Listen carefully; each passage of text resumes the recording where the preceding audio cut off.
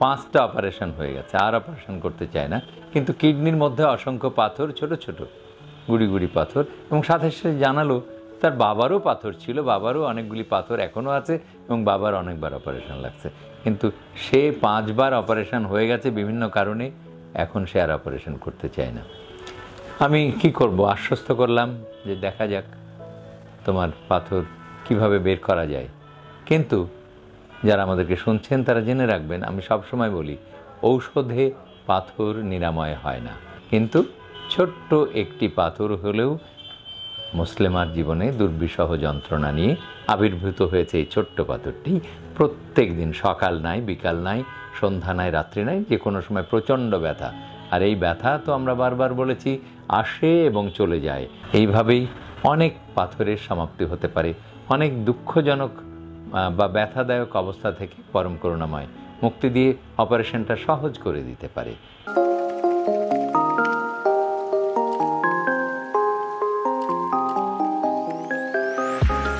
দুই সন্তানের জননী মুসলিমা কান্না জড়িত কণ্ঠে চেম্বারে এসে জানালো যে আমার 5টা অপারেশন হয়ে গেছে, আর অপারেশন করতে চায় না, কিন্তু কিডনির মধ্যে অসংখ্য পাথর, ছোট ছোট গুড়ি গুড়ি পাথর, এবং সাথে সাথে জানালো তার বাবারও পাথর ছিল, বাবারও অনেকগুলি পাথর এখনও আছে এবং বাবার অনেকবার অপারেশন লাগছে, কিন্তু সে 5বার অপারেশন হয়ে গেছে বিভিন্ন কারণে, এখন সে আর অপারেশন করতে চায় না। আমি কি করব, আশ্বস্ত করলাম যে দেখা যাক তোমার পাথর কিভাবে বের করা যায়। কিন্তু যারা আমাদেরকে শুনছেন তারা জেনে রাখবেন, আমি সবসময় বলি ঔষধে পাথর নিরাময় হয় না, ঔষধ দিয়ে পাথর চিকিৎসা হয় না, কখনোই তা সম্ভব না। তাহলে আমরা কি করব, কিডনির থেকে পাথরটা বেরিয়ে এসে কিডনির মুখে আটকে গেছে।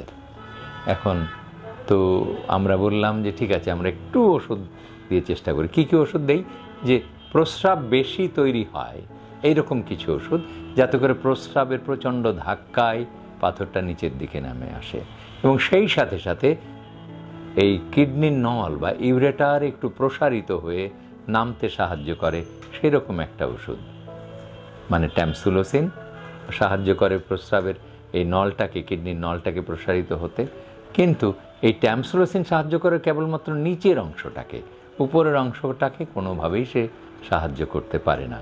তাহলে প্রস্রাব যদি বেশি তৈরি হয় তার ধাক্কায় কিছুটা কাজ হতে পারে, এই কিছুটা কাজ হতে পারে ভরসা করে আমরা ওষুধ দিলাম, কিন্তু 2 সপ্তাহ ওষুধ খাওয়ার পরেও আবারও সিটি স্ক্যান করে দেখা গেল যে একই জায়গায় কিডনির মুখের উপরেই পাথরটা দাঁড়িয়ে আছে, ছোট্ট একটি পাথর। কিন্তু ছোট্ট একটি পাথর হলেও মুসলিমার জীবনে দুর্বিষহ যন্ত্রণা নিয়ে আবির্ভূত হয়েছে এই ছোট্ট পাথরটি। প্রত্যেক দিন সকাল নাই, বিকাল নাই, সন্ধ্যা নাই, রাত্রি নাই, যে কোনো সময় প্রচণ্ড ব্যথা। আর এই ব্যথা তো আমরা বারবার বলেছি আসে এবং চলে যায়, যেমন সমুদ্রের ঢেউ এসে আছড়ে পড়ে আপনার পায়ে বেলাভূমিতে দাঁড়িয়ে থাকা অবস্থায়, সেই রকম আছড়ে পড়া ঢেউ, আছড়ে পড়া ব্যথা আমরা বলি যে কলিক বা রিনাল কলিক। এই রিনাল কলিক মানে ঢেউয়ের মতন ব্যথা হতে থাকে। ফলে আজকেই কিছুক্ষণ আগেই তাকে আমরা মতামত দিলাম যে কিডনি পেছন দিক দিয়ে ফুটো করে আমরা ছোট্ট মিনি পার্ক পিসিএনএল করে অথবা আলট্রা মিনি পার্ক পিসিএনএল করে আমরা পাথরটা বের করে দেব। আবারও সেই কান্না জড়িত আবেদন, স্যার এইভাবে হয় না। তো আমরা বললাম আমরা চেষ্টা করি, আর তুমি আমাদের জন্য দোয়া করতে থাকো পরম করুণাময়ের কাছে, এবং আপনাদের সবার আশীর্বাদে, সবার দোয়ায় মুসলিমার পাথর আমরা প্রস্রাবের রাস্তা দিয়ে মানে ইউরেটারোস্কোপি করেই বের করে দিলাম। ইউরেটারোস্কোপি মানে ফ্লেক্সিবল ইউরেটারোস্কোপির সাথে লেজার ইনস্ট্রুমেন্ট, লেজার লিথোট্রিপসি করে পাথরটা ইউরেটারিক পথ দিয়েই প্রস্রাবের রাস্তা দিয়ে বের করা গেল। মুসলিমা এখন আর 1 ঘন্টা পরে খেতে পারবে এবং আগামীকাল সকালে সে বাড়ি চলে যাবে। এইভাবেই অনেক পাথরের সমাপ্তি হতে পারে, অনেক দুঃখজনক বা ব্যথাদায়ক অবস্থা থেকে পরম করুণাময় মুক্তি দিয়ে অপারেশনটা সহজ করে দিতে পারে। তেমনি আপনার জীবনও যেন তাই সফল হয়। নিয়মিত স্বাস্থ্য বিষয়ক পরামর্শ পেতে আমাদের চ্যানেলটি সাবস্ক্রাইব করুন এবং বেশি বেশি লাইক ও শেয়ারের মাধ্যমে সবাইকে আমাদের সাথে সংযুক্ত হওয়ার সুযোগ করে দিন।